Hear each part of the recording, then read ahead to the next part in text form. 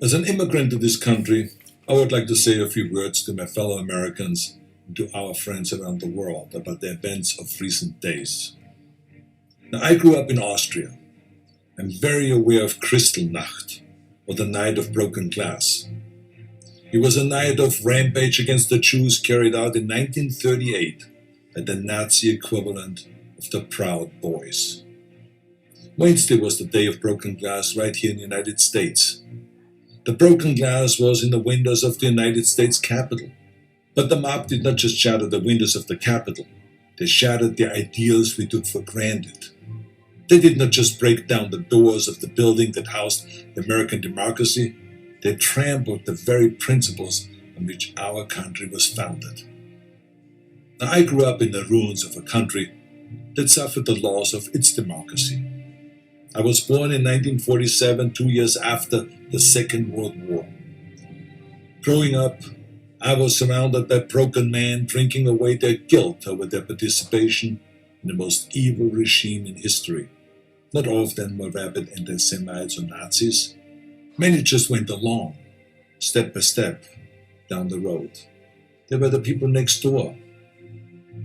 Now, I've never shared this so publicly because it is a painful memory.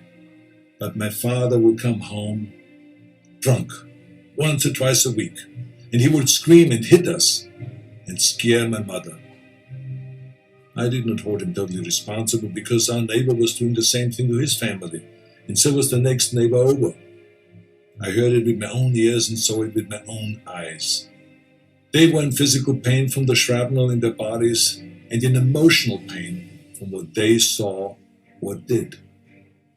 It all started with lies and lies and lies and intolerance. So being from Europe, I've seen firsthand how things can spin out of control. I know there is a fear in this country and all over the world that something like this could happen right here. Now, I do not believe it is, but I do believe that we must be aware of the dire consequences of selfishness and cynicism. President Trump sought to overturn the results of an election, and of a fair election. He sought a coup by misleading people with lies. My father and our neighbors were misled also with lies, and I know where such lies lead. President Trump is a failed leader.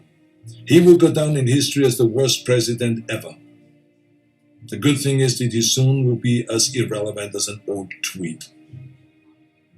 But what are we to make of those elected officials who have enabled his lies and his treachery? I will remind them of what Teddy Roosevelt said. Patriotism means to stand by the country. It does not mean to stand by the president. Now, John F. Kennedy wrote a book called Profiles in Courage. A number of members of my own party, because of their own spinelessness, would never see their names in such a book, I guarantee you. They are complicit with those who carried the flag of self-righteous insurrection into the Capitol. But it did not work. Our democracy held firm. Within hours, the Senate and the House of Representatives were doing the people's business and certifying the election of President-elect Biden. What a great display of democracy. Now, I grew up Catholic. I went to church, to Catholic school. I learned the Bible and my catechism and all this. And from those days, I remember a phrase that is relevant today: a servant's heart. It means serving something larger than yourself. See, what we need right now from our elected representatives is a public servant's heart. We need public servants that serve something larger than their own power or their own party. We need public servants who will serve higher ideals, the ideals in which this country was founded, the ideals that other countries look up to. Now, over the past few days, friends from all over the world have been calling me distraught and worried about us as a nation. One woman was in tears about America, wonderful tears of idealism about what America should be. Those tears should remind us of what America means to the world. Now, I've told everyone who has called that as heartbreaking as all of this is, America will come back from these dark days and shine our lights once again. Now, you see, this sword is the Conan sword. Now, here's the thing about swords. The more you temper a sword, the stronger it becomes. The more you pound it with a hammer and then heat it in the fire and then thrust it into the cold water and then pound it again and plunge it into the fire and into the water, the more often you do that, the stronger it becomes. I'm not telling you all this because I want to become an expert sword maker, but our democracy is like the steel of this sword. The more it is tempered, the stronger it becomes. Our democracy has been tempered by wars, injustices, and insurrections.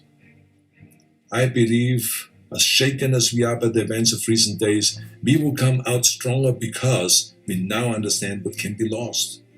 We need reforms, of course, so that this never ever happens again. We need to hold accountable the people that brought us to this unforgivable point. And we need to look past ourselves, our parties, and disagreements, and put our democracy first. And we need to heal together from the drama of what has just happened. We need to heal not as Republicans or as Democrats, but as Americans. Now, to begin this process, no matter what your political affiliation is, I ask you to join me in saying to President-elect Biden, President-elect Biden, we wish you great success as our president. If you succeed, our nation succeeds.